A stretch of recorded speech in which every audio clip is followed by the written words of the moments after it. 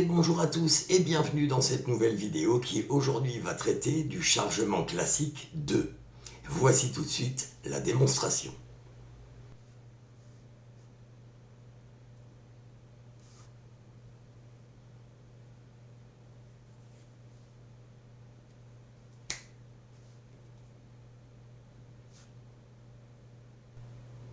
Bien, vous venez de voir ce mouvement, donc il se passe comme ça. On a une pièce ici à l'empalmage classique et on montre notre main vide. Qu'est-ce qui change par rapport au chargement classique qu'on avait vu en début de série? Simplement, on ferme le poing avant de commencer à faire des mouvements. Quand on ferme le poing, évidemment, on ne serre pas le poing. On ferme, mais vraiment très très souple, on ferme à peine. Et on met le pouce comme pour former un puits. Ensuite, on retourne la main. On vient, alors on a la pièce empalmée au classique. On vient faire quelques gestes magiques sur le dos de la main, au-dessus du dos de la main.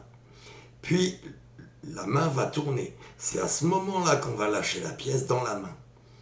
Alors, il faut faire très attention quand la pièce arrive dans la main, de ne pas faire un geste comme ça pour attraper la pièce. Parce que sinon, on va voir que vous recevez quelque chose dans la main. Il faut vraiment que ça se fasse très très très souple. Voilà, comme ceci. Là, vous pouvez claquer des doigts et la pièce est apparue. Alors, ce que j'ai fait dans la démonstration, j'ai fait ça et j'ai fait encore quelques gestes magiques avant de claquer des doigts. Voilà, c'est pas très compliqué à faire, simplement pensez bien à former un puits ici pour que quand la pièce tombe, elle soit quasiment déjà dans la main en fait. On a la pièce ici au classique, et voilà, la pièce elle rentre toute seule.